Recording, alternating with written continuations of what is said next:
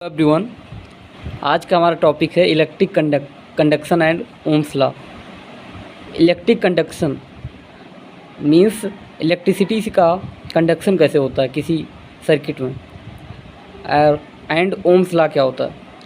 Electric current, the rate of flow of charge is known as electric current.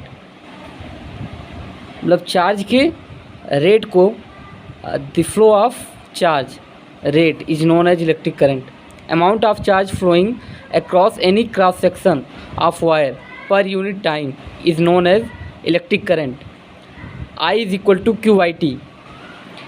पर time में कितना charge flow हो रहा है, 1 सेकेंड में कितने चार्ज फ्लो हो रहे हैं, वो इलेक्ट्रिक सिटी के नाम से जाना जाता है। The SI unit of electricity is coulomb per second और एम्पियर। कूलम चार्ज का होता है, टाइम का सेकेंड होता है, कूलम पर सेकेंड, और इसी को हम एम्पियर कहते हैं। 1 ampere is equal to 6.25 into 10⁻18 electron per second. इसका मतलब क्या हुआ, 1 एम्पियर किसे कहते हैं, 1 एम्पियर में 6.25 इंटू 10⁻18 इलेक्ट्रॉन, बहुत ज़्यादा मात्रा हो गया। 10⁻18 इतने इलेक्ट्रॉन पर सेकेंड में फ्लो होते हैं। इलेक्ट्रॉन क्या है, चार्ज हैं, यानी 6.25 इंटू 10⁻18 इलेक्ट्रॉन 1 सेकेंड में अगर फ्लो हो रहे हैं तो उस सर्किट में करंट कितना होगा, 1 एम्पियर होगा। नेक्स्ट क्या है, फ्लो ऑफ इलेक्ट्रिक चार्ज और current in a metallic conductor. Electric charge का फ्लो कैसे होता है किसी सर्किट में, तो इलेक्ट्रिक चार्ज, ये कोई वायर है, मेटेलिक कंडक्टर है, मेटल वायर है, इसमें देखिए इलेक्ट्रॉन का फ्लो अगर इधर इस साइड से हो रहा है तो करंट इस साइड से होगा, उसके अपोजिट डायरेक्शन क्यों होता है, इसका रीज़न क्या है। इसका रीज़न ये है कि मतलब इलेक्ट्रॉन जिस डायरेक्शन में फ़्लो करता है उससे वो सर्किट को कंप्लीट करता है, एक पोटेंशियल होता है, तो जिधर फ्लो करता है उसके विपरीत एक फोर्स लगती है जो कि इलेक्ट्रिसिटी इंड्यूस करती है।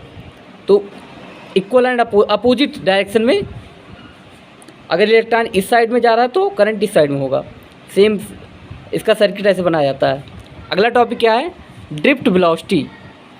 It is defined as the average velocity with which the free electron in a conductor get drifted toward the positive of the conductor under the influence of electric field across the conductor. इसका मतलब क्या हुआ, it is defined average velocity, drift velocity average velocity के नाम से जाना जाता है।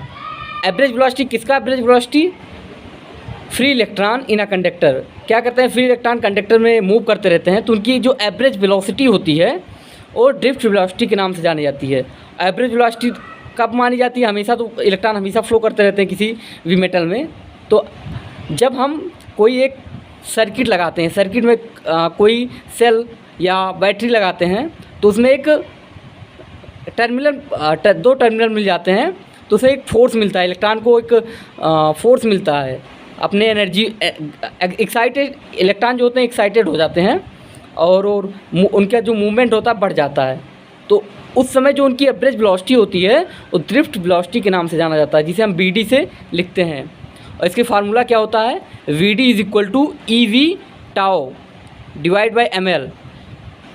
यहाँ पे B क्या है, वोल्टेज है, E क्या है, इलेक्ट्रॉन है, number of electron, M mass, L length, ठीक है, लेंथ ऑफ कंडक्टर L है, B potential across conductor, E charge of electron, charge और इलेक्ट्रॉन है, और टाउ क्या है, relaxation time.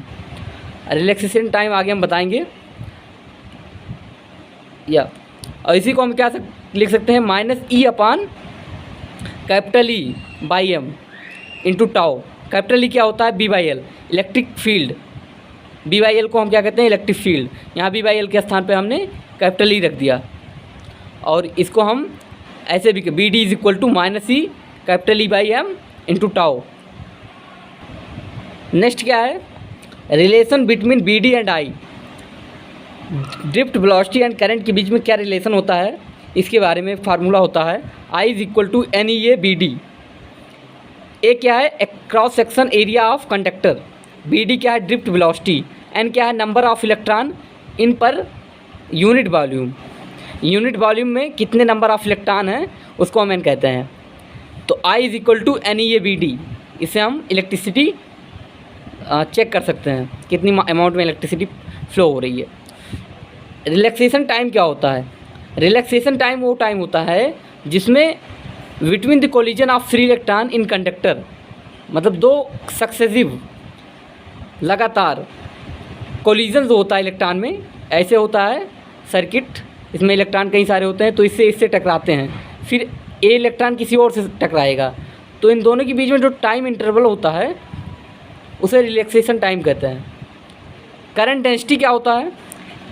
Current following per unit area of the conductor is known as current density.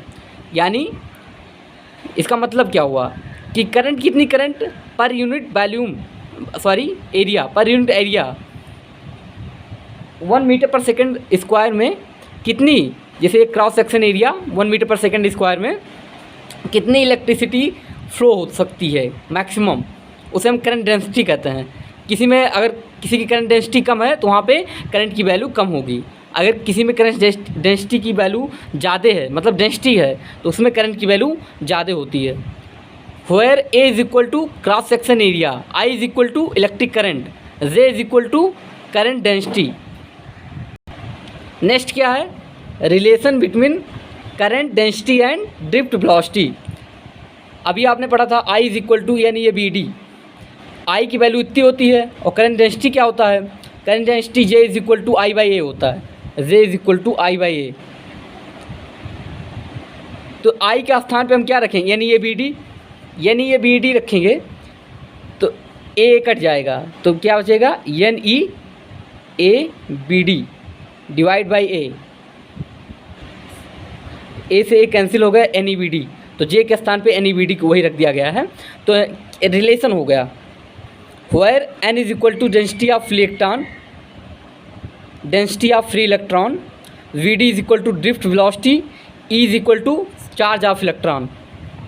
It's SI unit is ampere per metre square या AM-2। It is a characteristic property. ये क्या होता है? जो करंट डेंसिटी के बारे में कह रहा है, इसकी करंट डेंसिटी J की जो यूनिट होती है एम्पियर पर मीटर स्क्वायर, और इसकी कैरेक्टरिस्टिक क्या होती है? Of A point inside the conductor, किसी पॉइंट पे डिपेंड करता है। हर एक पॉइंट की करंट, जैसे यहाँ पे ज़्यादा इलेक्ट्रिसिटी फ्लो हो रही है तो इसकी डेंसिटी ज़्यादा हो गई, इस पॉइंट पे कम हो रही है तो इसकी डेंसिटी कम हो गई।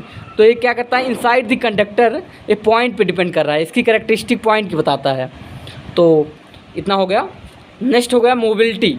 What is mobility? Mobility it is defined as the magnitude of drift velocity of charge per unit electric field. Means it is defined as the magnitude of drift velocity. Drift velocity की कितनी magnitude है of charge? Drift velocity of charge per unit electric field. Unit electric field में drift velocity की magnitude कितनी है उसे mobility के नाम से जानते हैं। Mobility is equal to, it is represented by mu is equal to BD by E, where BD is equal to drift velocity, E electric field. किसी इलेक्ट्रिक फील्ड में कितनी